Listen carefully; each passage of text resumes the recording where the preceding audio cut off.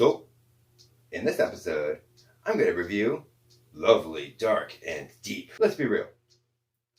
Would this flick be able to live up to its namesake?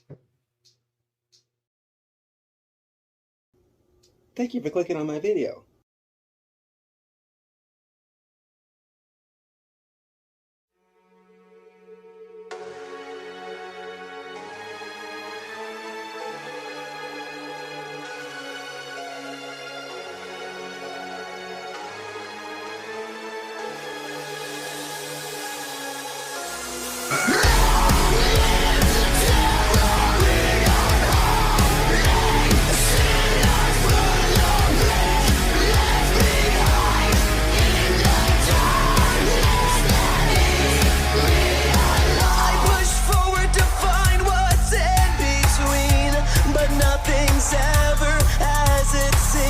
Time is coming, it's too late now to rewind. So let it go and open up your mind. Long live the terror in our calling. Sinners full of bliss, left behind in the darkness that is. We are long live the terror in our calling. Sinners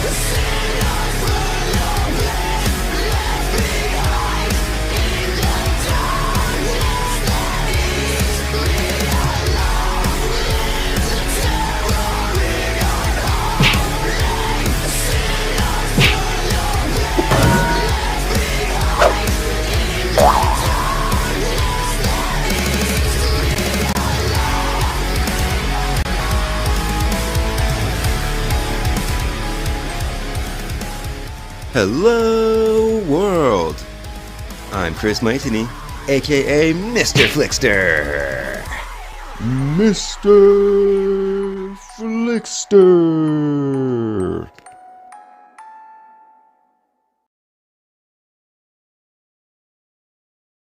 It's lovely, it's dark, and deep. It's the new supernatural horror flick about a newly hired backcountry park ranger named Lennon, traversing the dangerous wilderness by herself, hoping to discover the truth behind a childhood tragedy that has never stopped haunting her.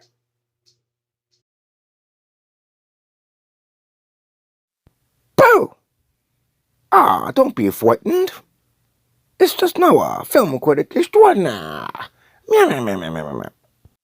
My favorite lovely, dark, and deep place is under the bed. But I'm coming out to let you know this is a spoiler-free review. And, if anything, those evil forces in this flick should be frightened of me. Meow. Written and directed by Teresa Sutherland. It was filmed in Portugal. It starts with impressive wide shots of a forest, with slow creeping camera movements that zoom and rotate until completely flipped upside down. It's such a surreal sequence. I love when movies set the tone like this, by showing, not telling. And it's not just this scene. This flick is full of surreal imagery. The movie poster totally does it justice. The woods become a character in itself. You get lost in it just like Lennon does. I love the cinematography too. It's got this slick look to it, because it has this golden yellow motif. It's gorgeous. Sutherland knows how to use unique camera angles at the right time for maximum effect. You can tell she has a unique vision. I love that. I love the lighting too. There are scenes at night in the woods, lit primarily with a flashlight. Just enough is visible for absolutely chilling results. The impeccable sound design is a large factor to the scary atmospheric tone.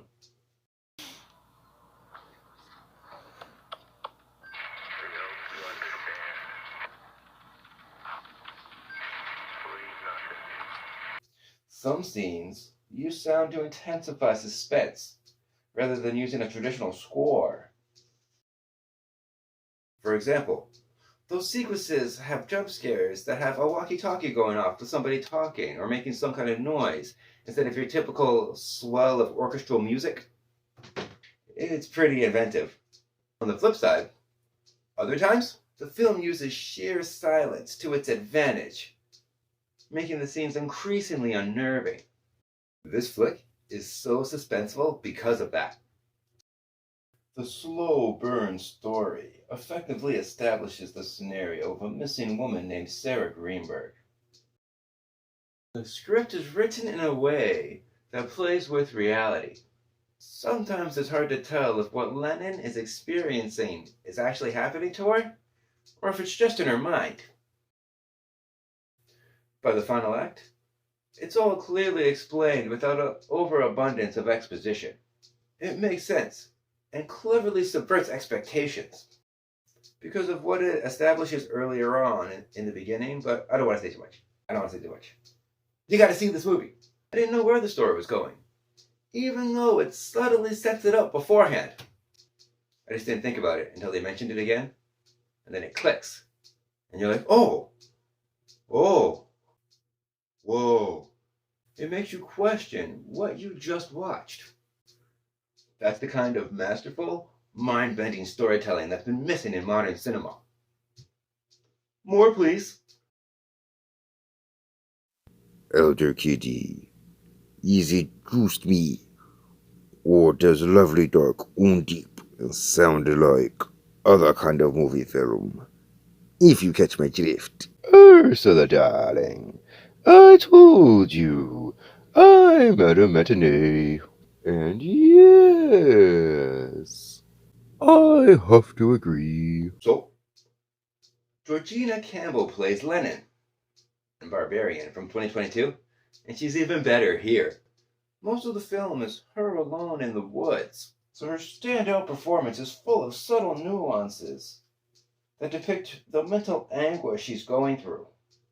There's something about a lot of her facial expressions. You can just read what she's thinking. It's great when actors can do that.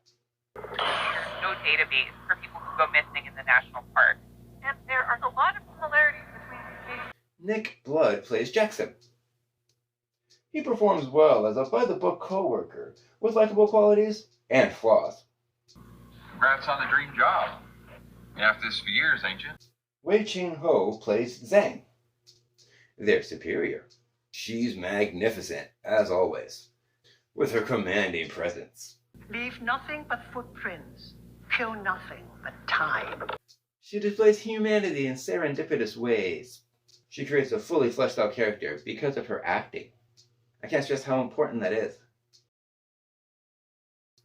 This is how you're supposed to act in a movie. I really enjoyed the dynamics between the characters too. There's that kind of sort of friendship between Jackson and Lennon.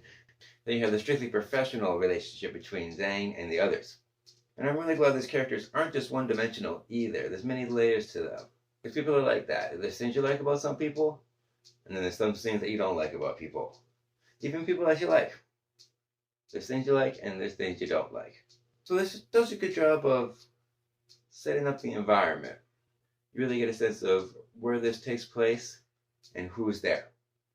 Overall, this nightmare-inducing, supernatural, psychological horror flick would indeed live up to its namesake. It's lovely, it's dark, and deep. Indeed.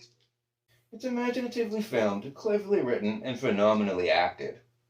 I especially like the unpredictability of it all. I don't understand what's happening. Sadly, that's not very common in modern cinema anymore. It's so refreshing to see an original story that pulls the rug out from underneath me, without reverting to cheap jump scares, illogical plot twists, and bad CGI. It doesn't even show the evil force behind the sinister activity, which adds to the eerie aesthetic. It's frightening on multiple levels, being full of disturbing images that challenge the audience, rather than spoofing them with an abundance of exposition. I keep saying it. Show. Don't tell. More importantly, it treats the viewer like an intelligent figure, but adds heartfelt messages. How it touches on themes of man versus nature, facing your inner demons, and redemption. It reminds me of The Last Shift, Brave Encounters, and As Above, So Below. It also kind of reminded me of Talk to Me. I highly recommend this if you like those. So, my official grade for Lovely, Dark, and Deep is an extra large popcorn.